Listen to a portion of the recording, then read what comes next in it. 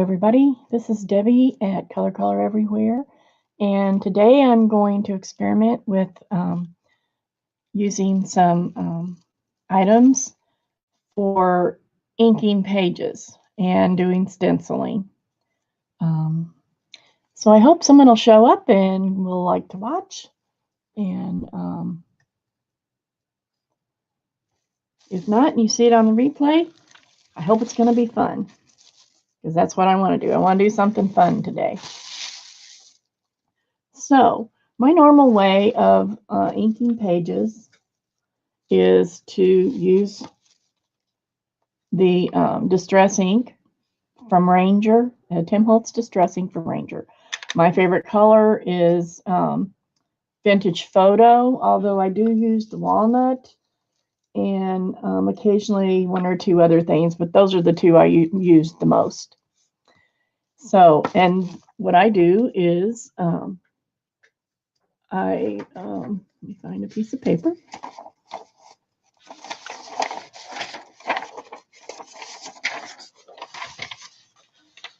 I don't apply it directly from the pad. I usually use a makeup sponge. You can see this one's been well used and abused. So, and all I do is I tap it on there. I don't rub it. I just tap it on there one time. And then I just go around the edges of the paper. Sometimes I'll lay it down, but more times than not, I just hold it in my hand, depending on how stiff it is. But I have some journals that I want to ink the pages, and it just took so long to do it that I thought I would try something different. So you can see how this looks here. It just has a light color around the edge of it that makes it look not quite so stark. And I also do stencils in a similar way.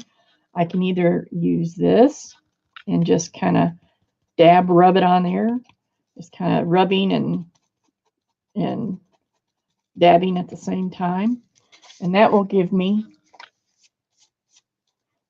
That's the bad thing about these. When they get old and they're loaded with ink, they start crumbling.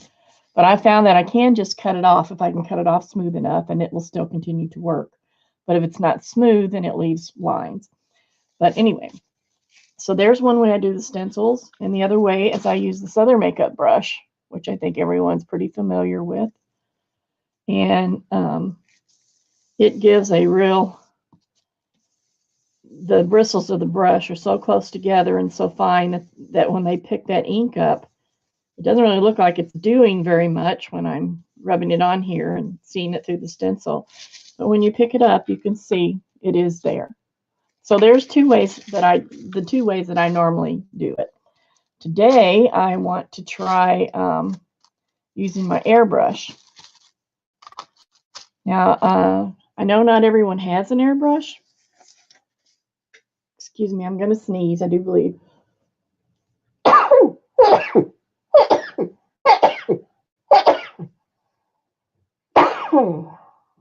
Sorry about that.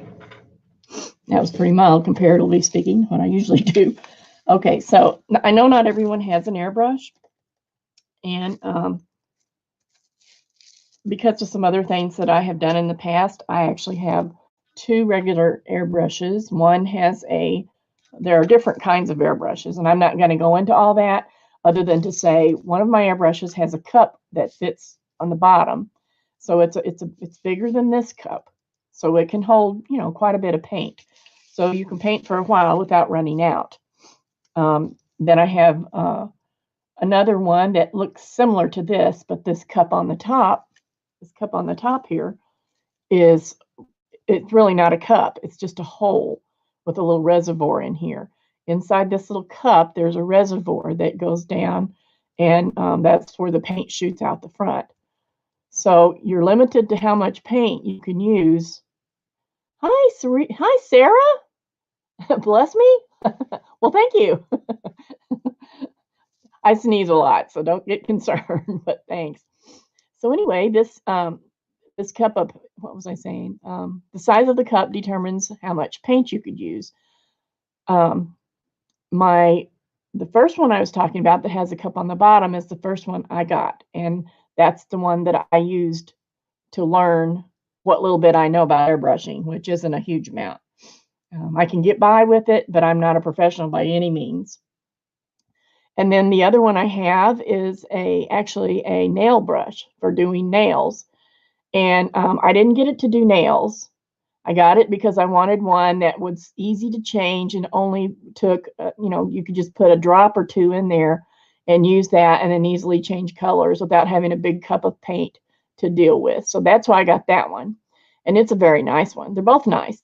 And then this one isn't really meant to be an artist brush at all. Not really as far as artwork goes. But it's a regular airbrush. It's a regular double action airbrush, which means if you push it down and pull it back, it'll either, if you don't push it down, it'll shoot air. If you push it back, it will shoot air with the paint. So that's double action, and it springs on its own. If I let it go, it will go forward.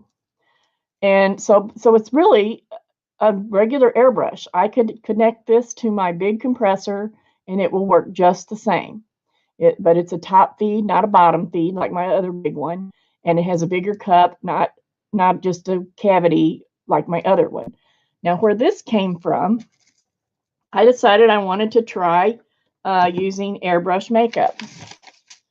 I have really dry skin, and I thought maybe that that might help with my makeup, not being so dry on my face. Well, it didn't, because the makeup that came with it is like a dry makeup. It's not oily at all. So it worked really well. I like the way that it worked for putting the makeup on, but then it really dried my skin out. So I just put it away and didn't, just hadn't used it for a while. And I was cleaning out in my bathroom, and I saw that down in the cabinet, and I thought, I bet I could use that on my desk. And what I like about it is this little compressor makes very little noise. There's different kinds of compressors. Some of them run constantly and they're very loud. Some of them run long enough to fill up an air bladder, and then it stops running and you use it until the air gets low, and then it starts running again. So you still have that noise and it's still loud. This one is so quiet. It may sound loud to you, but I'm going to turn it on and see here. So that's as loud as it gets. The other one, you wouldn't be able to hear me talking at all. And it's adjustable, and it's really small. And I thought, this might be a really good art supply. And since I wasn't going to use it for makeup anymore, and I already knew how to use an airbrush, I thought, oh, I'm going to take this to the art room and play with it. So now I have played with it once before when I made some envelopes and sort of colored the envelopes with it. But other than that, I really haven't had time to do it. So today, what I want to do, because I have some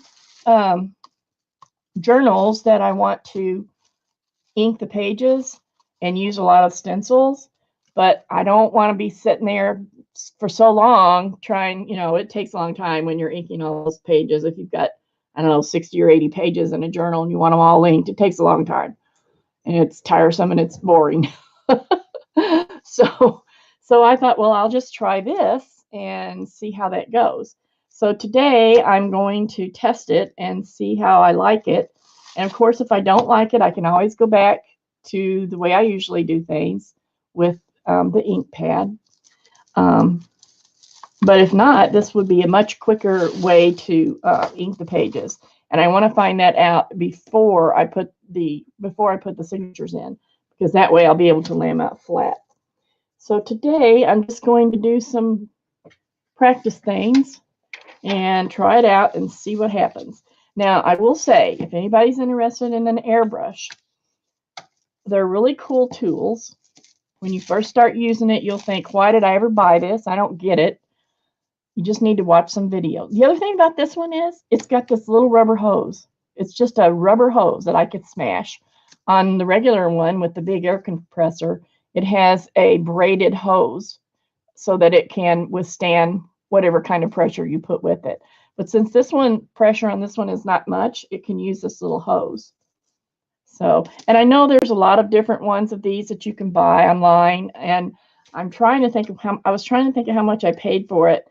and I thought it was around $60, and it came with makeup and all that. So that'll give you an idea, and I'm sure there's others that are all different prices.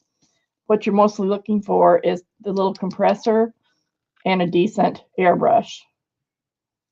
And there's all different prices of airbrushes, and but they're all made the same. They're all made exactly the same. So one might have O-rings in it or something like that that's a little bit different, but the basic composition of them is the same. So once you learn how to use one, you know, the rest isn't bad. And you don't have to learn how to use them as a, you know, like a professional. You can use the tools they use without having all of the expertise they have. It limits you to what you can do if you don't learn more, but you can still do it. So I have, what I'm going to try in here are the Spectralite Private Collection Liquid Acrylics. They're pretty thin. Airbrush can take very thin paint.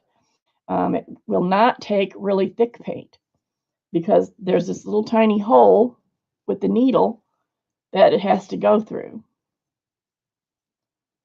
Here is the needle. See how tiny that is? So the needle, and then this little cap goes on here. It's not really a cap, it has a hole in the end. And when you pull this back, when you pull the trigger back, it pulls the needle back and opens the area around the needle so the air can blow through and spit the paint out with it. You don't really want to spit the paint, but that can happen. So anyway, I haven't tried this kind of paint yet, so we're going to try a little bit of it. And it's kind of nice because this comes with its own little dropper, so that helps. I really like these paints. They're very, very bright and, well, I can't think of the word right now. Pretty. Let's just say that. Sometimes my words just escape me. I can't help it. Sorry. So it's only going to take, I'm only going to put a couple drops in here to see how it's going to work. And we'll try that and see what happens because I don't know about the thickness. And this particular one has a little adjustment on there so I can make it as thick, as heavy, or as high is what I'm trying to say. So it's, the more I turn this, the more pressure it's putting out. So I think this paint's going to work. Let's see.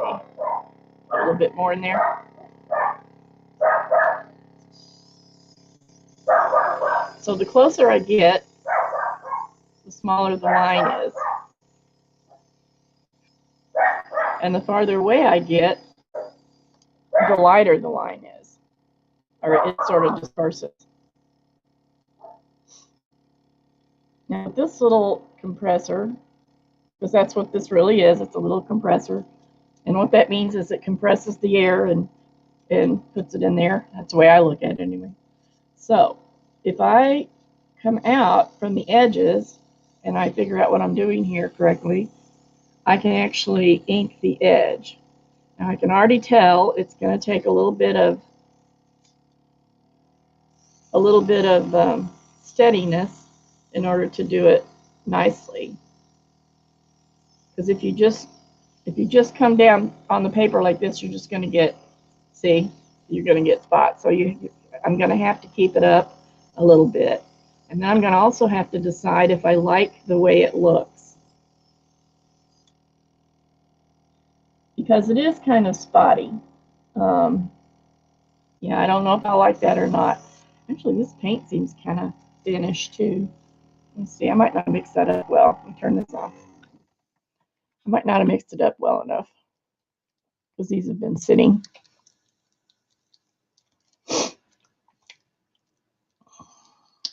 Now, when you don't want to let your airbrush just sit with paint in it. It's not too bad if the paint's, if the paint is still wet.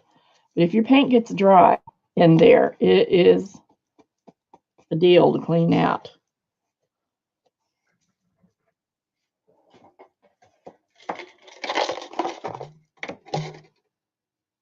And this is one of the things you could do. It's not that hard to clean. You just gotta, you know, pay attention and don't let it get all clogged in there. But the best thing, the easiest way to do it, turn this back on. You put your finger over the end. I can hear that air coming out of there. If I put my finger over there, it's going to backwash.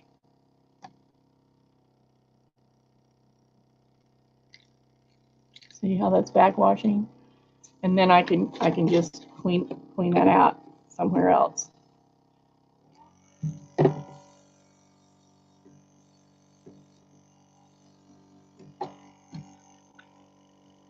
You have to put enough liquid in there to shoot it through.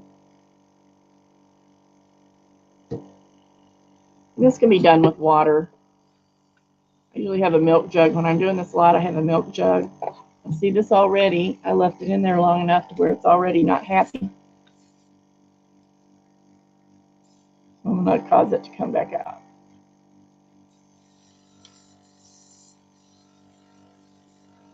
So I just want to show you this to show you that there is a little bit of fiddling with it whenever you're going to clean and things like that. And if you were going to use this a lot, you probably would want a regular compressor because it gives you much more pressure. That was on high pressure right there. And if I had my regular compressor on high, well, I wouldn't put it on high pressure, but if I had it for like 60 pounds of pressure per square inch, is what PSI is what it's called, then it would have been shooting across the room. So this one obviously is meant to put makeup on your face, so it's not going to spark like a fire hose. But I still think it will work. So let me get a different paint because I don't like this one very much. Let's see, dark walnut. Let's try dark walnut. Shake this one up really good. So like I said, this is a test to see if I'm going to like it. And this paper is really thin. I don't like it to start with. I'm going to try it on this coffee dyed envelope.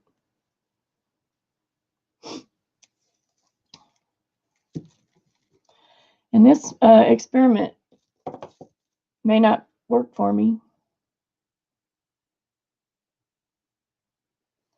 but it's worth trying.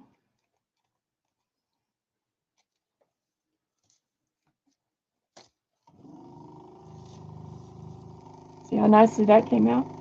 That other paint must have been a little watery. So I'm holding it back. You see how far I'm holding this back? I'm holding it back real far. And I'm just going slow right now, but trying to stay pretty even so I don't get blobs anywhere.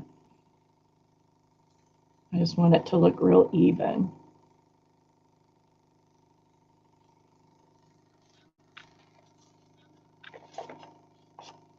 And this paint dries almost upon touch because of the air that's spraying it out.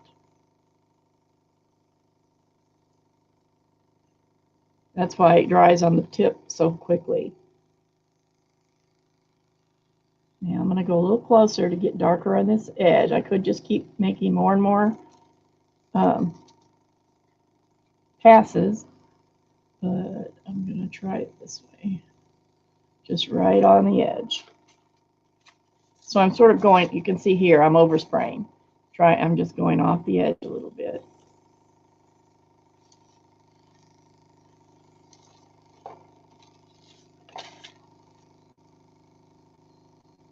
Now this is an exaggeration. This is pretty dark. But I wanted to see, and this color is pretty dark. It's a nice color though.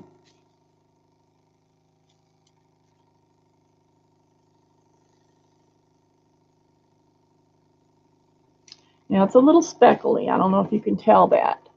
Let me hold it up real close. There you go. See, it's a little speckly on the edges.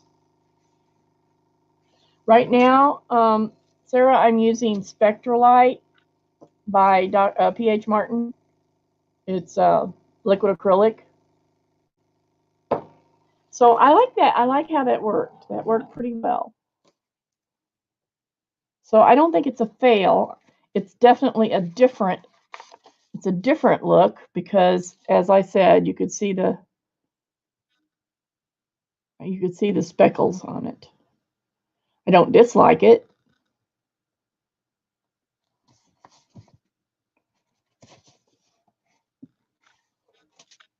Might as well finish this while I got it here.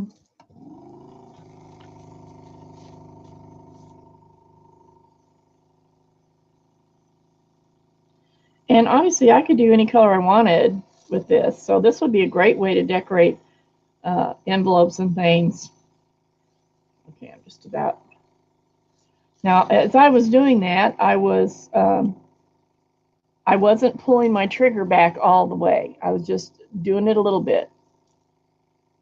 So now, since I was running out of ink, I did it a little bit more. Now my bowl is, where is it? Now my bowl is empty. You can see down in there. Okay. So that's totally usable, I think. I would totally use this. So, and I know that it works great with stenciling, so let's try that.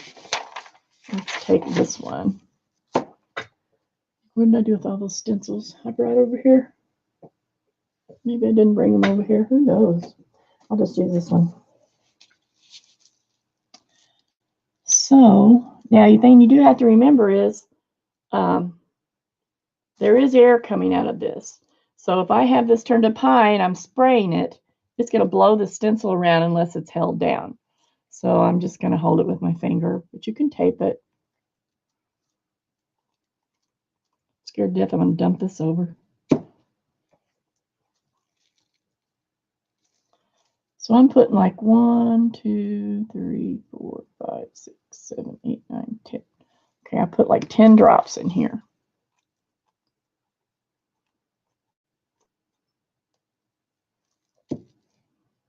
Here we go again. Sarah, is that really loud to you? Does it sound very loud to you on the microphone?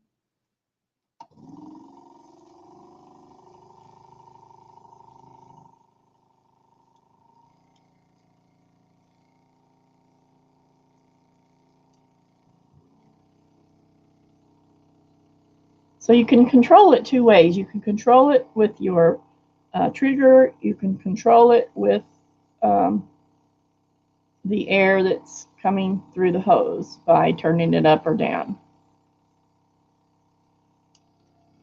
Now this is going to have a distinct line, which, you know, look at that. Isn't that cool?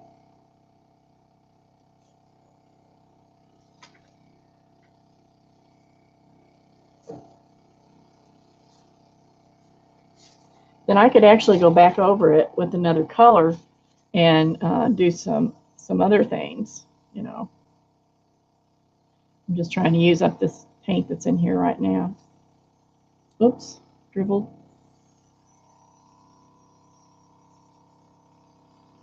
And the more I go over it, okay, now that's the end of my paint. That's how much it did with 10 drops. Whoops.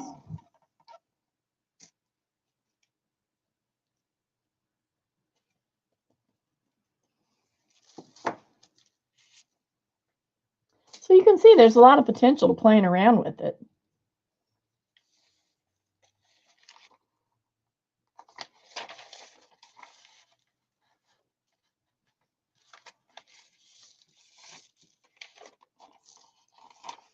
Okay. Now I'm going to clean this color out real quick, I hope. This is airbrush cleaner. You can use water. Some airbrushes you can use alcohol. And some of them don't like alcohol if they have rubber rings in them. But none of mine have any rubber rings.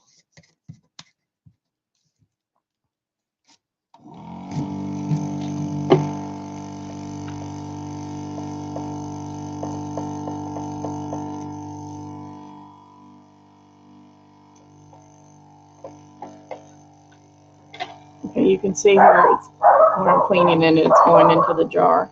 So my My cup looks pretty clean. My needle doesn't. So I'm going to turn this off. Give this a quick clean. Sorry, my dog's barking upstairs. For some reason today she's decided it's a barking day. Bella? Bella. Oh, she's actually downstairs. Now, if I look down in here, I can actually see some paint that's, oh, maybe that's a shadow. Yeah, I think it's a shadow. So if I really did have a clog, I can actually take this back piece off. And this comes unscrewed, and this is the needle. It actually comes all the way out. This is what you want to be protective of, because if it gets bent, it's not going to work. If it gets bent, or if it gets a burr on the tip, it's not going to work.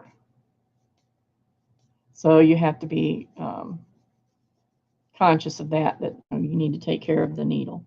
And they're replaceable, but you don't really want to have to buy another one. And then if I think there's still something in there, I can actually clean it out a little better, a little more, by pouring down through here. This also comes totally out. This comes out. This comes off. So, you know, you can do a pretty good job of cleaning it. But I don't need to do that, I don't think. So we're going to put this back in. And you don't have to do this after every color. See, there is some gunk in there. There, some of it came out. Thought I saw some.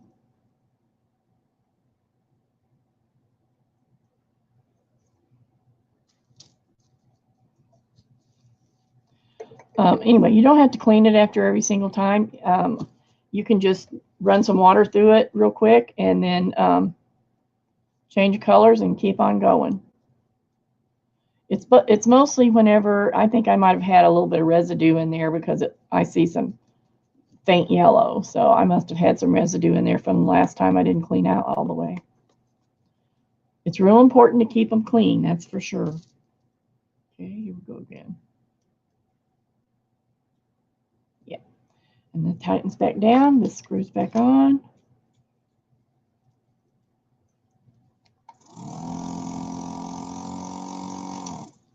And then this also needs clean, because it's what's really gunked.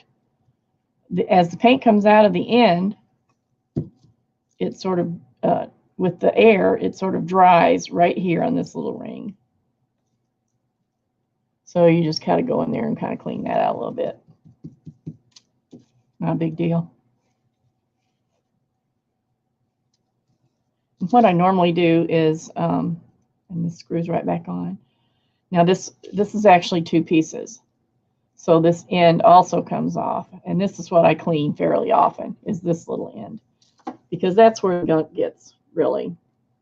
And once it gets all gunked up and paint gets dried on there, then your spray doesn't work properly. You get a lot of spits and dribbles and stuff. Okay, so now that's ready to go back and do some more. Normally I have a milk carton with the top cut off, and I can just sort of dip the tip down in there and swish it around and then spray it out, and it doesn't take very long. But I don't have a milk carton down here right now. I just have this other thing. So now that I know that I kind of like how that works, I think I'm going to try it on some pages. And maybe some more envelopes.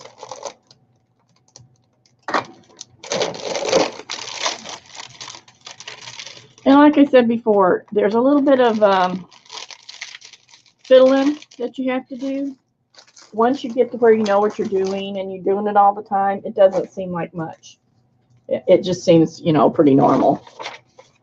But I haven't worked with one in a while, and I feel like a beginner again. I should work with it a lot more than I do. But I don't paint and do things like that as much as I used to. But I'm always happy when I could find a new way to use, you know, my things. Okay, so I want to do I'm going to try some red, because one of my journals is going to have red and teal in it. Which one do I want? I think this darker one.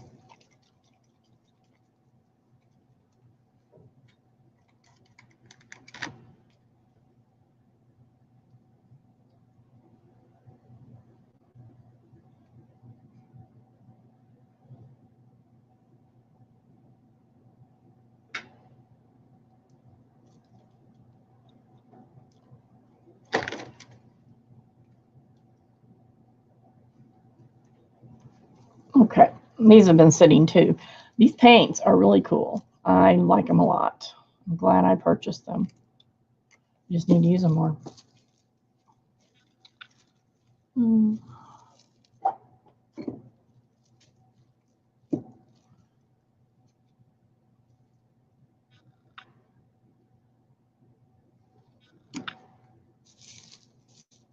All right.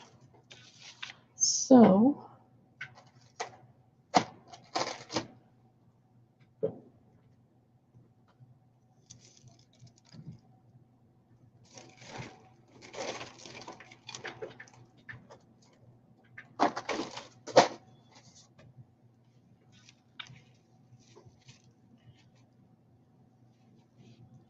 see if I can line this up to where it'll look nice.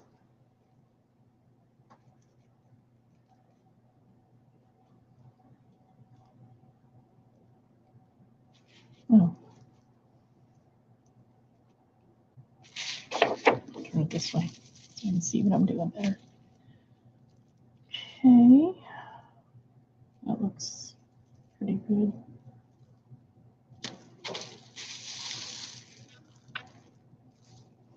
We'll go with that.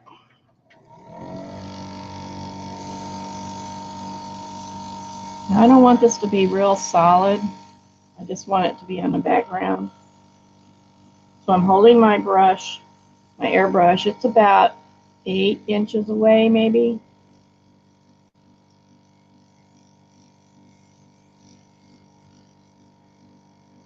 Make it a little bit darker on the edges. So I could do this with the red, and then I could come back with a few drops of brown and do the edge.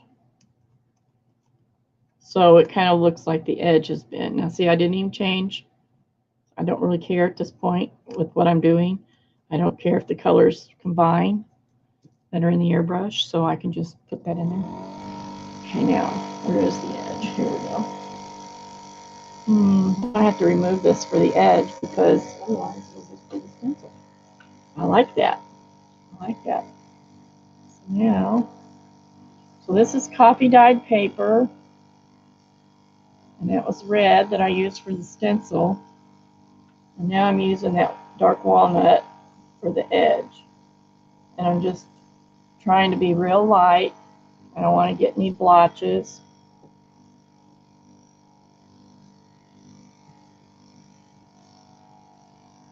If I was going to do this a lot, I definitely have to have a holder to hold all these things. And always try off the paper first just to make sure. Yeah, this is a little darker than what I want. So I'm going to have to, if I'm going to do this for my journal, I'm going to have to come up with a different color, a lighter color. Now, I can use Distress ink in here by just watering down some Distress ink refills.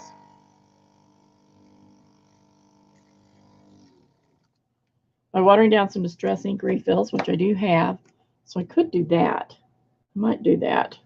I might try that. So, yeah, because this is too dark. This is darker than what I want. But I do like the way the stencil. This stencil. You know what? I don't know. It came in a packet with a bunch of other ones. Oh wait, yeah.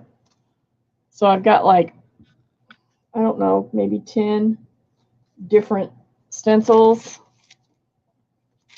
None of them have anything on them. And I have to admit that I am really bad when it comes to keeping track of that kind of thing.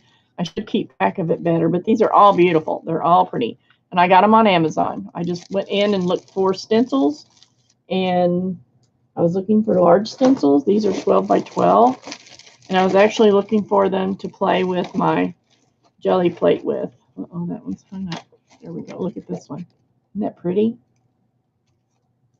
Yeah, these are beautiful, all of them. So, and they're all like sort of mandala type ones. These are. And then I got another. Where are the other ones? I got another one that are smaller. What are these? I'm going to say these are what, 8? Let's see if I can tell. Yeah, these are 8 by 8, and they're all just different graphic stencils. And I think I got like, I don't know, 10 or 12 of them in a package too. Yep, that's one of the good things about airbrushing. It dries fast. So I'm going to turn this over and try this on this side with the I actually have some, I think I have some made up. I wonder what color I made here. Looks awfully red. Awfully red. And I'm going to try it and see. Try it on this side.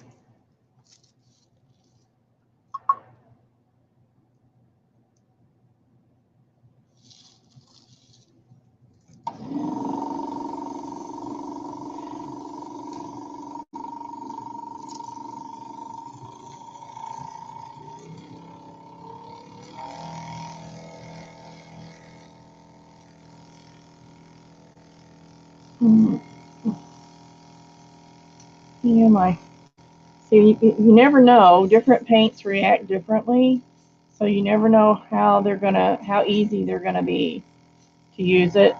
And you can really use thin liquids in an airbrush. Okay, here we go. See, I don't know if this is. I might have vintage ink, but it looks more like tea, the tea colored stuff.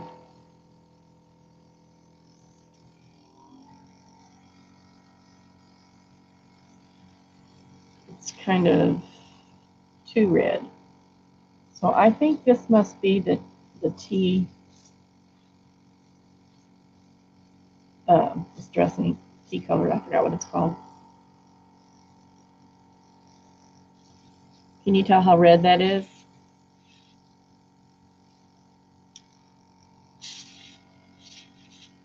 I want to show you. If I get real close,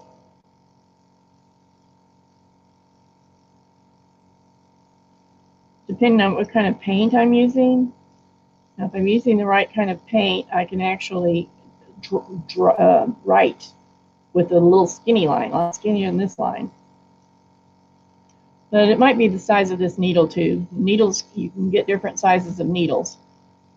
Some of them are real pointy. Now that with this one, that's pretty much the thinnest line I seem to be able to get. And I'm like right on the paper, just about. But look how that looks. When I put it on there, it looks pretty dark. But then look, it actually looks like, I don't know if you could tell. Okay, Sarah, thanks. I don't know if you can tell, but this looks really like something actually sat on there.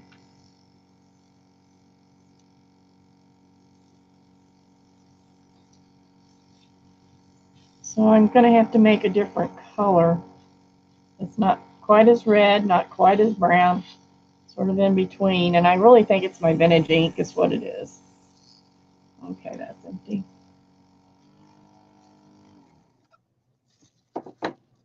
So, you know, I'm just kind of experimenting to see what I can do. Now, what I'm wondering is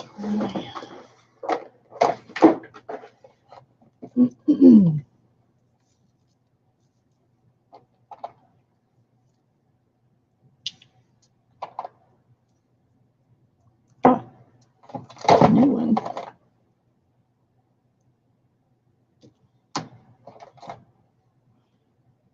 Yep, I'm positive this is tea dye. That's what that is. And I'm not crazy about that, but I'm sure that's what it is. take that.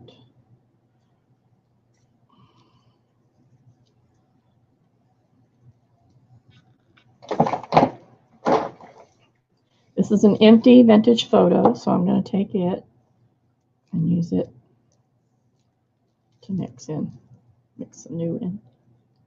And I can absolutely, this is thin enough to where I'm pretty sure I could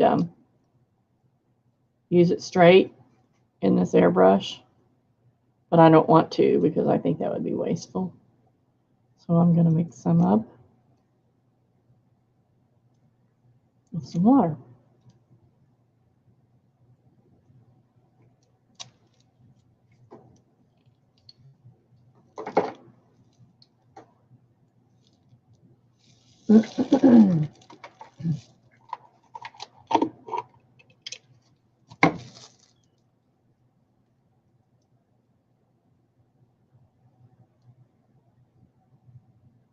I feel like a mad scientist.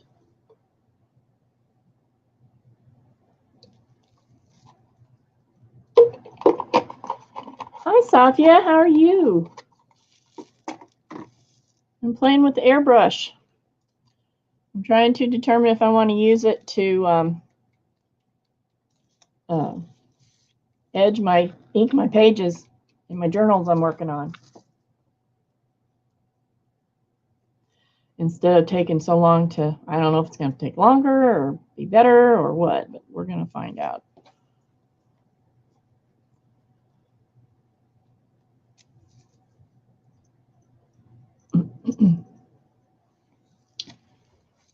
This is probably dry now. I need to clean it a little bit. All right. So I've got this little makeup airbrush, which I have bigger ones, but makeup airbrush that I've had for a while, and I thought I'd try using it on down here in the craft room because it's small and it's easy, and I don't have to get out the big compressor and all that. So we're going to try this. And I've mixed in some vintage paper distress ink with some water.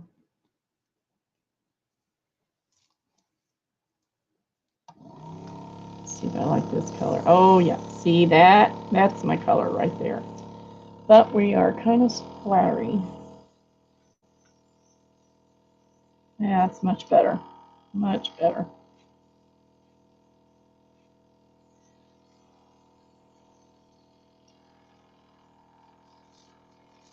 Well, you know, you got to try things and see if they're going to work. And it definitely works. Whether it works the way you would want it to or not is the thing. And I showed this before, but if you see closely, see how you see the speckles? That might not be desirable, I don't know, but I think I kind of like them. So I think, yeah, I think I will try those. Whoops. I think I will try it. I like, yeah, that's the color I wanted. This was the darker walnut and Spectralite paint that I have. So this red is Spectralite. That's what I'm trying to use today, is use my Spectralite paints from P.H. Martin's and see how they work. But definitely they work great for the stencils. And I'm looking to see where I put my stencils. I have a bunch of rose stencils I thought I brought over here. Oh, I'm hung up. But, whoa, hold on. Folks, I'm all tangled up. There we go. I guess I left them over on the other side. I'm not going to go get them, but I'm just going to keep playing. So that's, I still like the vintage photo the best for the edges. So let's see if I can make one that looks good instead of just playing around. Let's see. Some other papers here. Look at these.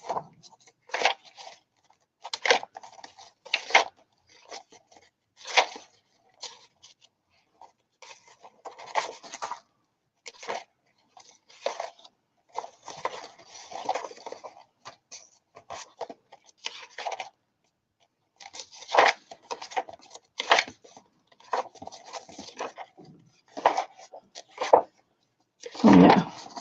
Definitely need the clock, the watches. Here's a piece of music paper. I better save that piece of music paper. It looks pretty nice. I'll get some other music paper out.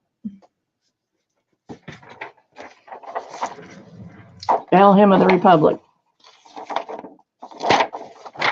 Okay.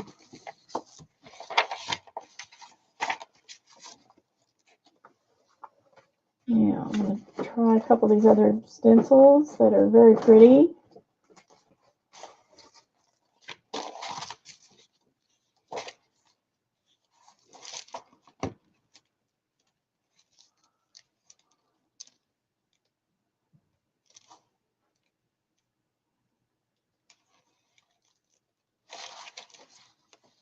I'll try that one. Ooh, I haven't tried these yet, some of them, because I just haven't had time. I got them for to try with my jelly plate.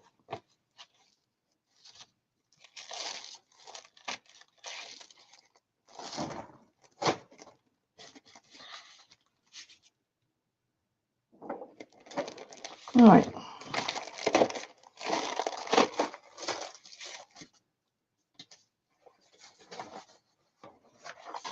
Uh-oh.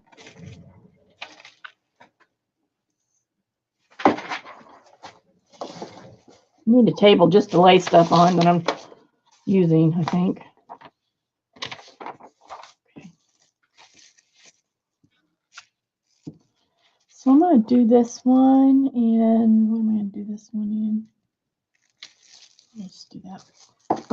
Turquoise, maybe. Emerald. Aqua, I think is the one I want. Yeah, these stencils are nice. I just got them off of Amazon.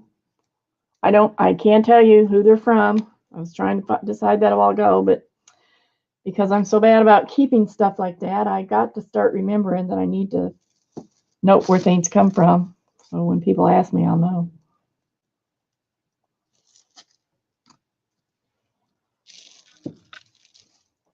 Okay, here we go. Let's see if this is going to work.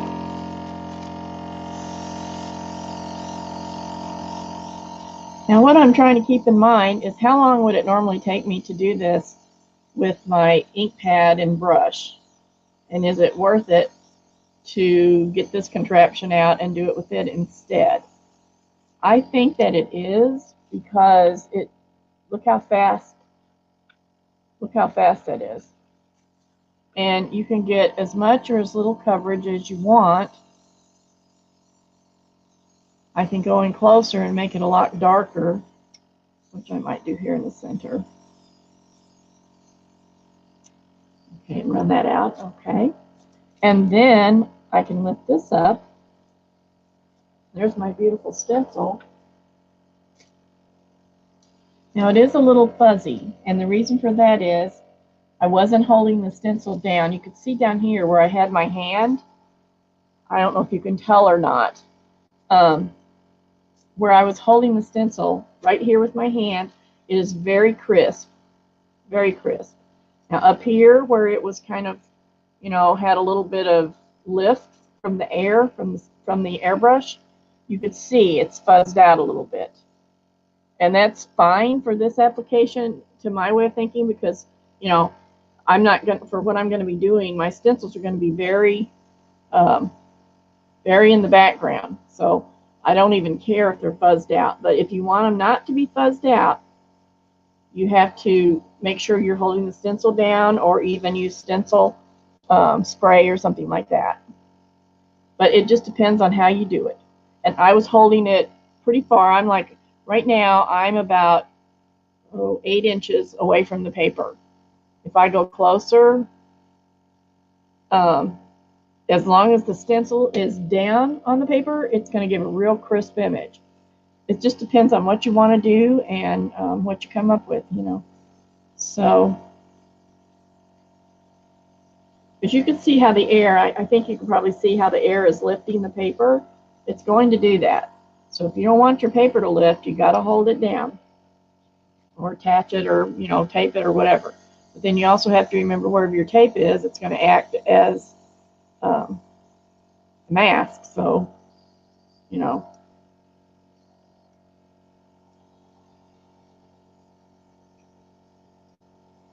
I'm going to see if I can get just a little darker on the edges. And I can accomplish that by going closer, which is what I'm doing.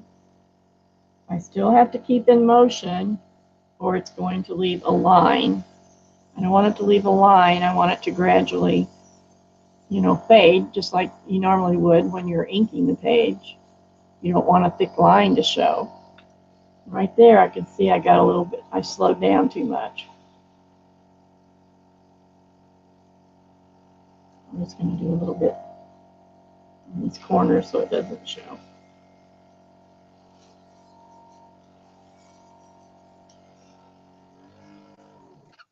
Now, some people might not like the speckled look of it.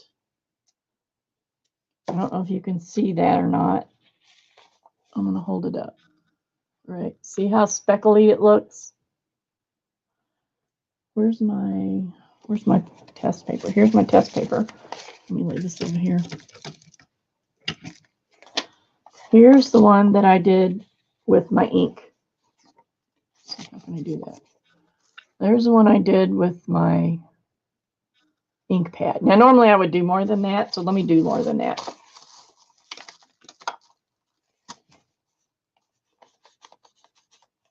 Because I like a lot of contrast, especially on the edge. Actually, some of that's already been sprayed, so I'll do it on this side to compare it. And this is dry. That's totally dry.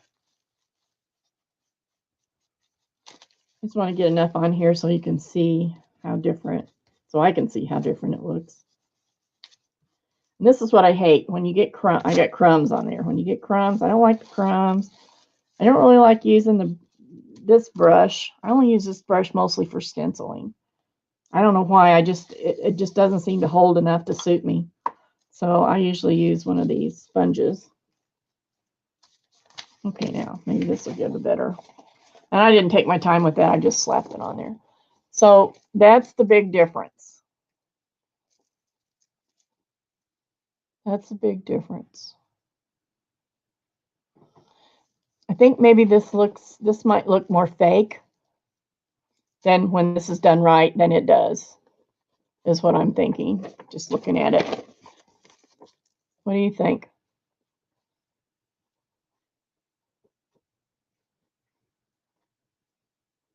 So I have to decide if I want to use this airbrush in my book or not. I definitely want to use it for the stenciling because I'm going to do a lot of stenciling on my blank pages. I'm not sure if I want to do it on the edges. So I have to think about it. Yeah, the spray one does look awesome. But do you think it looks too fake? I wonder how it would look on a torn edge. I'll move this aside for a minute. Let's see, what do I have here?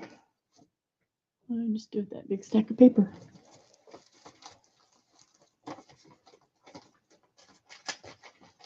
Here we go.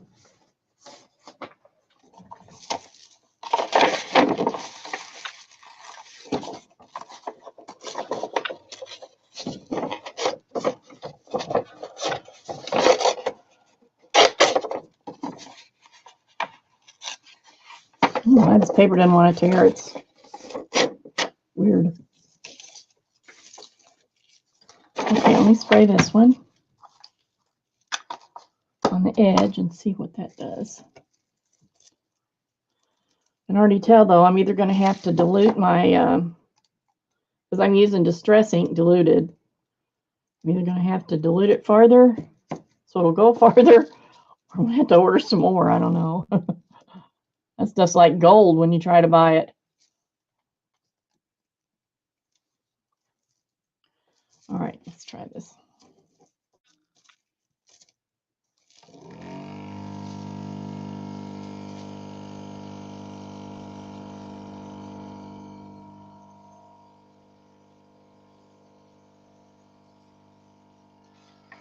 Okay, I like how that looks.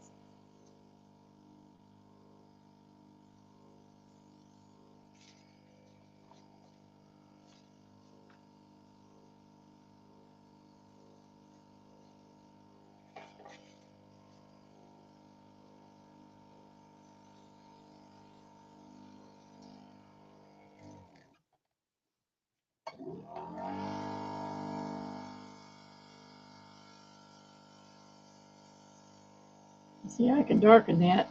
It almost looks like it's been burned. If I went behind it with that dark walnut, look at that. That looks nice. I like that. I like that a lot.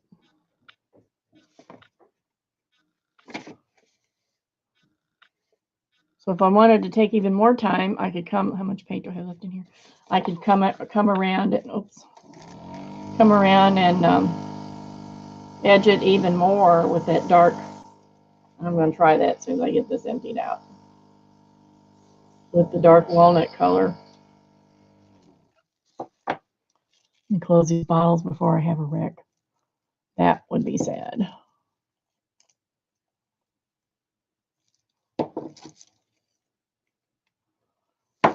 Where is that? Here it is. Now this is the paint. This is the Spectralite paint I'm getting ready to put in here now. The other was the Distress ink.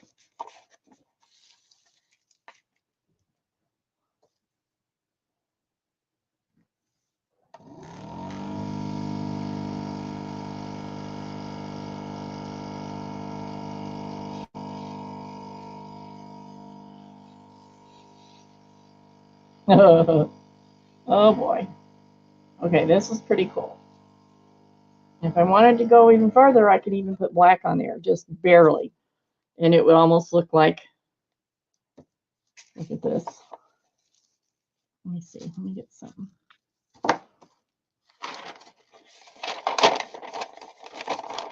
How cool is that? I definitely like that. That is very nice.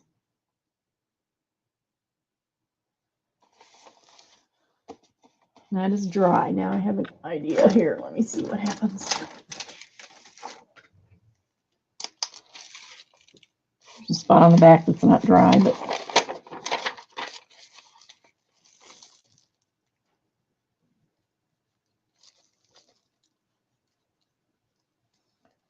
I mean, you know, depending on how much time you want to take.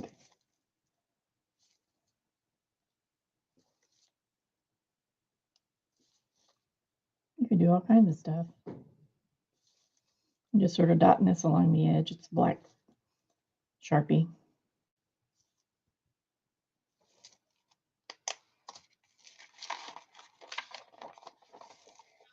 Wow. Can you see it? Look at that. I'm impressed. I'm very impressed with that. Yeah. Okay, that right there made my mind up. I'm definitely using this in my journals that I'm working on, my steampunk journals. That's very cool. Yeah, I want to see how it looks on card stuff.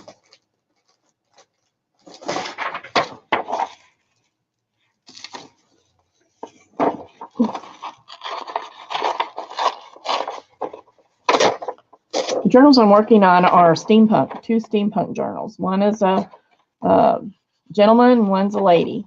So the lady, she's going to have a lot of roses, and gentleman's going to have more mechanical stuff. So I'm working on these with Melody Maid. She's with Melody.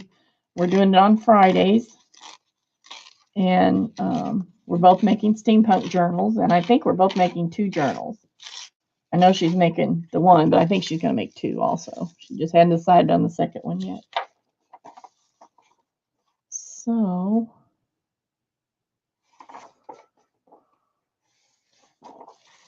going to do this.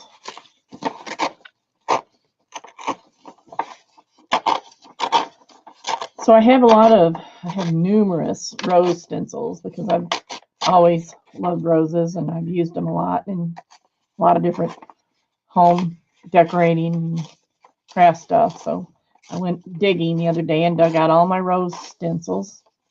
Some of them are large, some of them are real tiny. So I think they'll be nice to use. And they'll definitely be quick. And not only can I use the stencil like I did with just one color, but I could actually, you know, like start dark where it's supposed to be dark and go lighter where it's supposed to be light and get more creative. I don't know how much of that I'll do, but I'll probably be playing with that Friday on the stream. And that is at 11 o'clock Central Time. No, that's not right either. Sorry. 12 o'clock Central Time. I hope that's right. Thanks, Safia. Thanks for your opinions. It was helpful.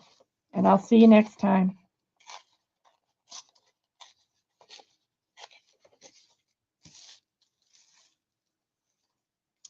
Okay, so now. Okay.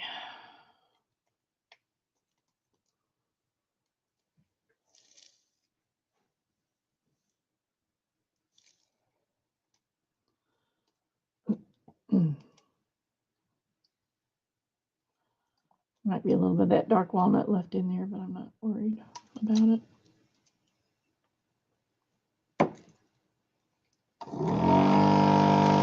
So let's go this way.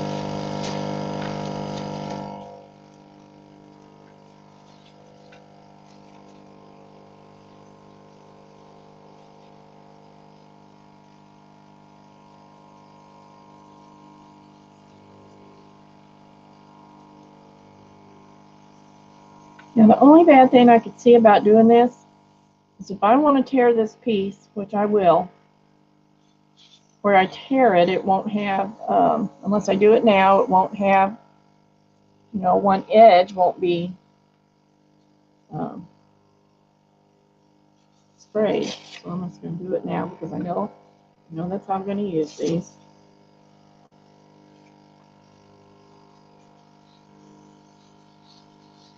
And I'm trying just to spray it mostly on the edge.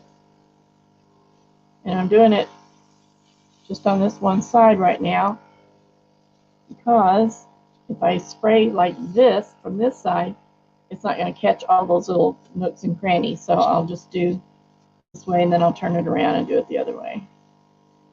One other thing I wanted to mention, if you've ever used spray paint for like to spray a cabinet or something like that, something big, you know that you end up with paint. If you're not wearing a mask, you're going to end up with paint in your nostrils. When you go to blow your nose, there's going to be blue or black or whatever color paint you used coming out of your nose. The same is true with an airbrush. If you do enough of it and you're doing what I'm doing right now, probably wouldn't be that much of an effect, but it might. So, you know, always use caution, use safety precautions. Normally, when I'm just doing this by myself, I at least wear a mask. And if I'm doing something really big, I'll wear goggles.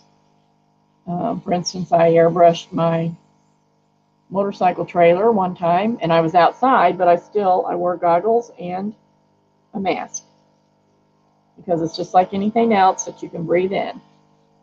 It's a fine mist. And if you're using something that has alcohol in it, which I do occasionally, then you for sure want to make sure you have good airflow and that you have a mask on, because you can get lightheaded just like, you know, using anything like that. Okay, so these look pretty good.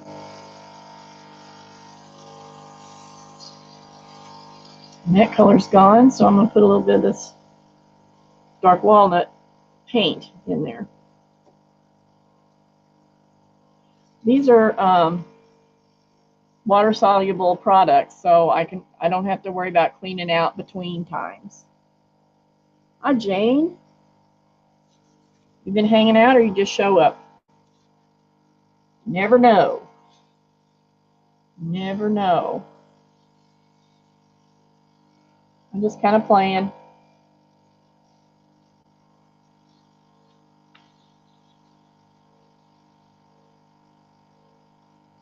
I'm really liking this. Look at that.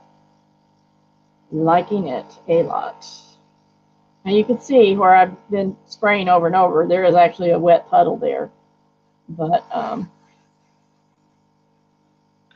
my paper, it's drying almost as fast as I can put it on.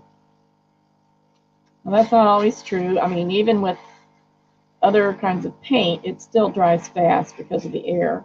But some things don't dry as fast as others, so sometimes you have to wait for something to dry. But I am sold on this, I think. I really like it. I'm just trying to barely hit the edge so that it just looks like a dark, very dark edge and kind of fades in.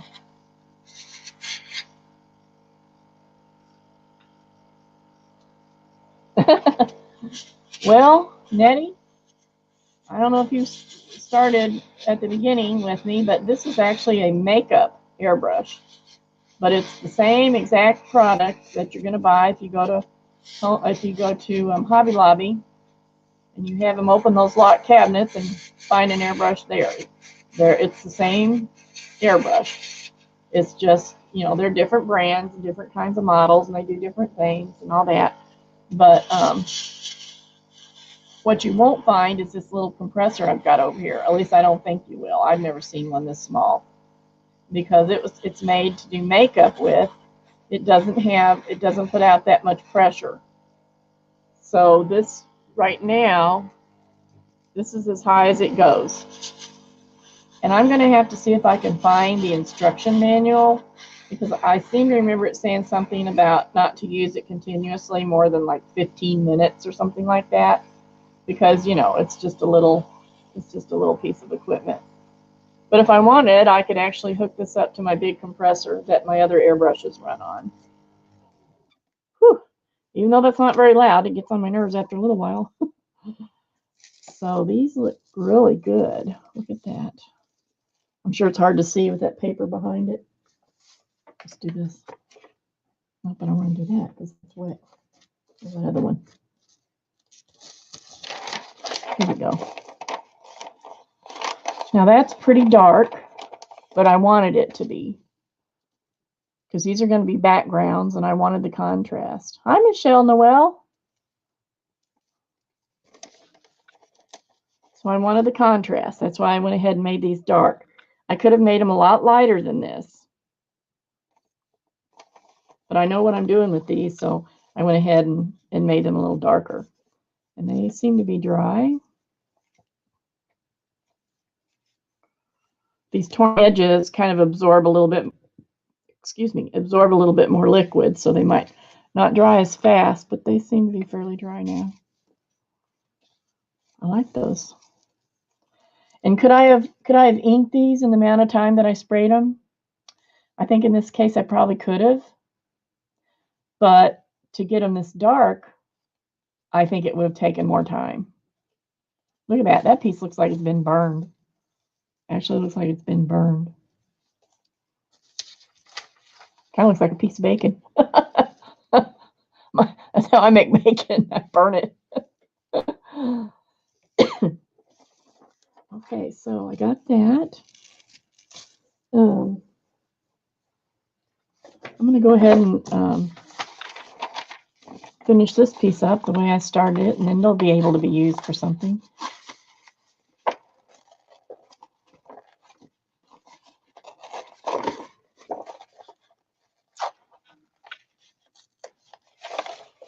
I don't know why this paper is so hard to tear.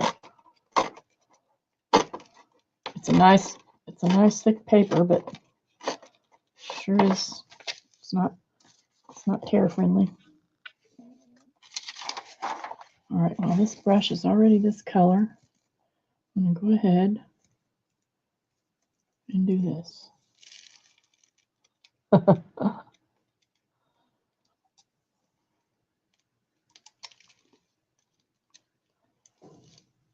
Yeah, I'm gonna have to try and see how thin I can make this distress ink. I mean, it's already diluted, but not a lot. So I'll keep trying it thinner and thinner, and then when it gets to the point where that's as thin as it can go, then I'll stop, because I want it to go as far as it can. That stuff's not cheap, and it's not easy to find. Oh, which one do I have? So I've got this pulled back. It's like I said, about 8 inches. If I come in a little closer, that's about 6 inches. And I get a little bit heavier coating. And this is the one I made look really burned, so I'm going to go ahead and make this side the same way. What's left in there.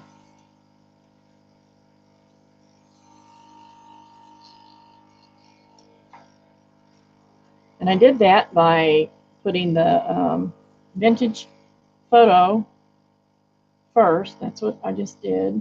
And then I took some dark walnut Spectralite paint and just really hit the edge. It's probably hard for you to see because my back paper is already so colored, it doesn't show up. So I'm just really getting like 1/8 of an inch of the edge, or that's what I'm trying to do on this. Okay. I'm just going to spray that out.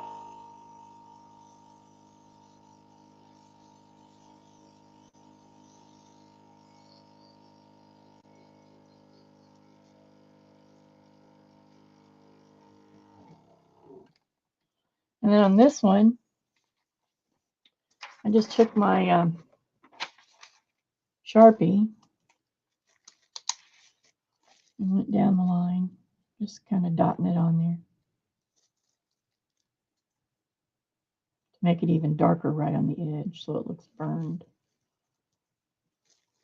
And I could use this one in the Gentleman's Steampunk Journal.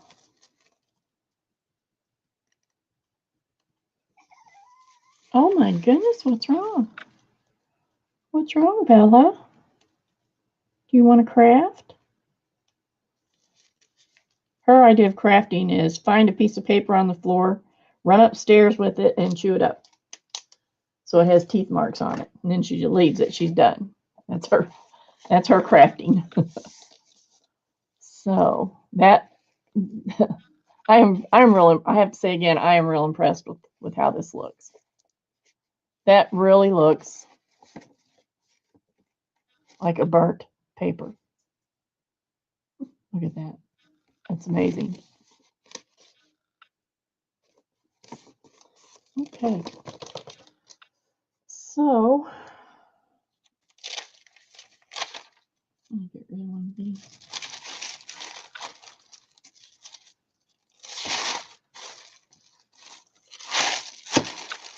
Make sure everything's shut before I make a huge mess. So I plan on then doing this on Friday when I'm working on my steampunk journal with Melody. I wanted to try it today so I knew if it would work or not before I wasted my time. And I like it. So I think this is how I'm going to, I'm looking for a paper towel. This is how I'm going to do my ink pages this way. That's the plan right now. Who knows? It could change. But that's the plan right now. So I'm just going to take some time, clean this out so it's nice and clean. And then it will be ready to go the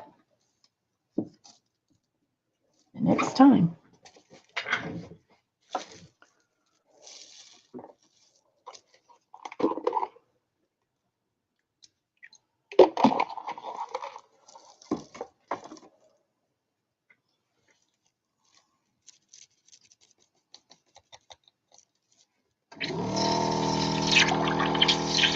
Anybody have any questions I can answer?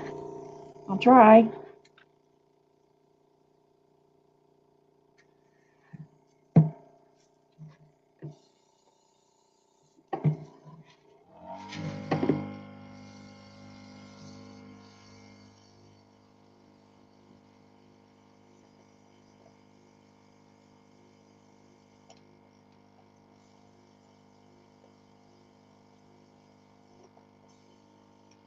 So if you're interested in getting an airbrush,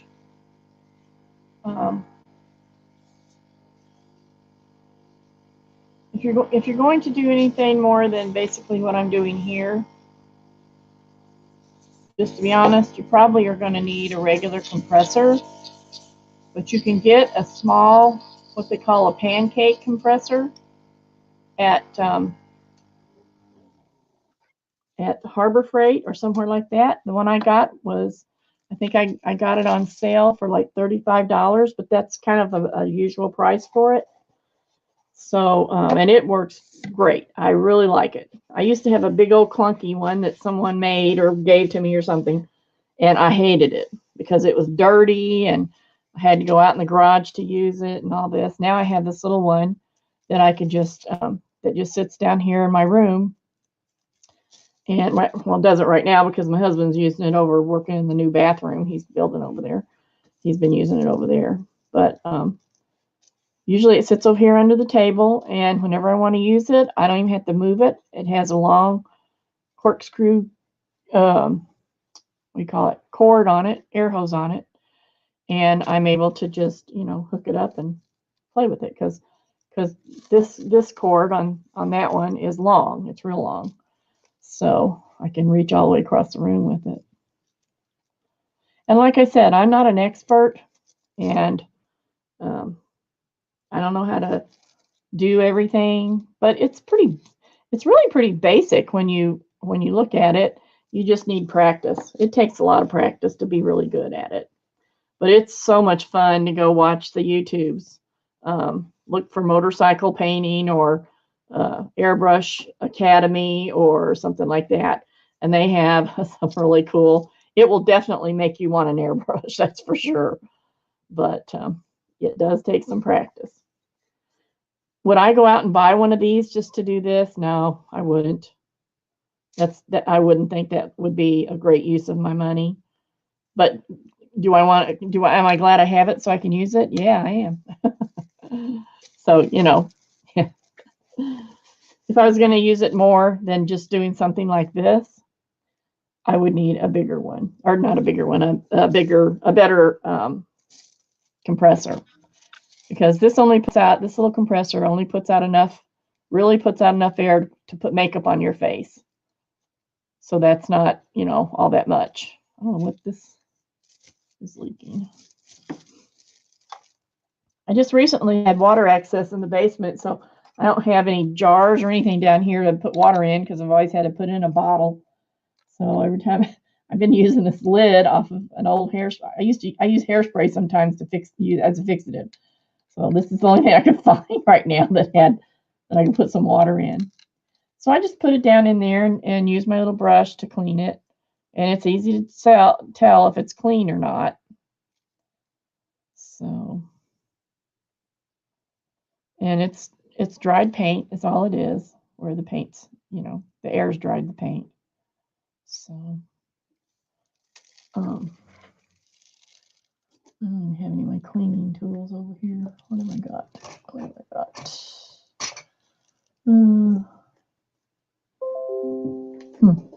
Nothing.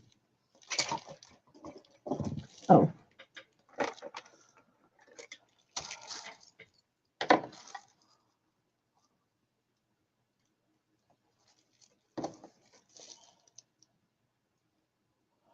I'm going to show you how much paint has dried in this little nozzle.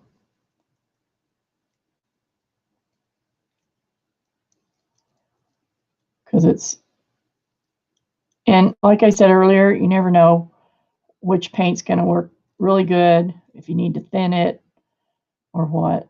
And can you see that gunk that's on there? Well, that was some of it. And I think I got it loose now so I can clean it. If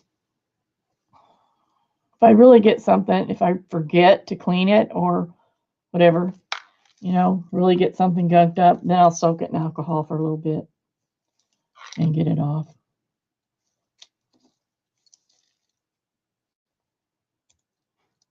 But you usually don't have to do this until you're at the end and you're putting it away, you know, when you're done painting. if you leave it in there, it is awful to get out. So all those little spaces all have to be cleaned out if it's going to work properly.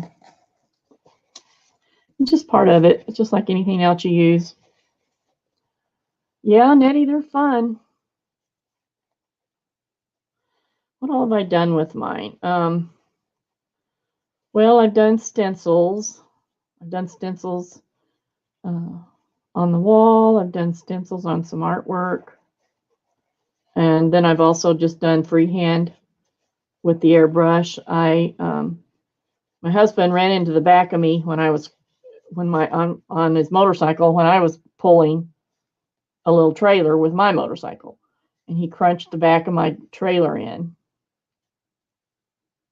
He just tapped it, but it was fiberglass, and he crunched it in.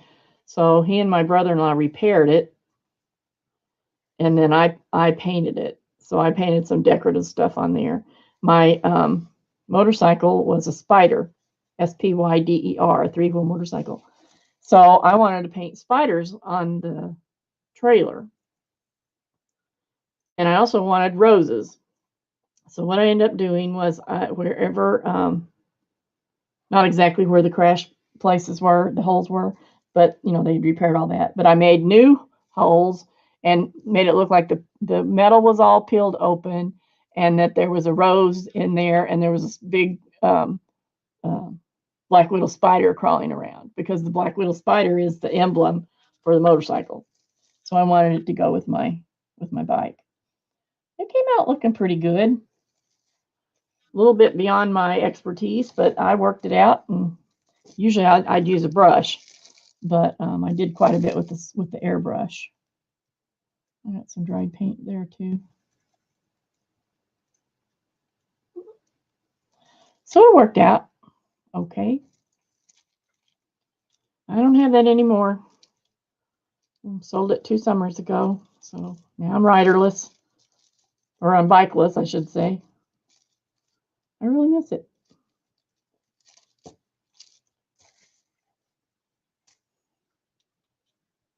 But that was fun to use the airbrush to do that. All right, so I think that's probably clean enough.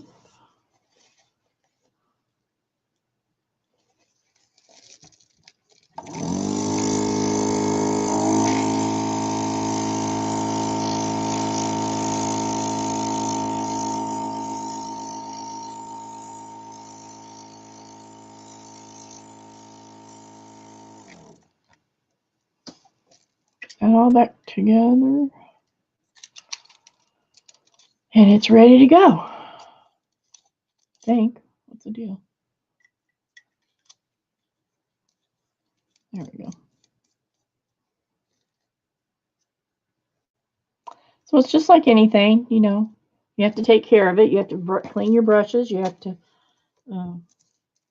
do all that. And this is the same deal. You got to clean your brush.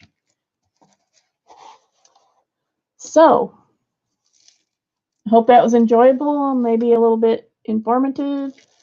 And I certainly am pleased with the results of my test. And will probably be using that in my current journals that I'm working on. So thanks for coming, and I hope you come back again. I'll be happy to see you when you do. Thanks. Bye.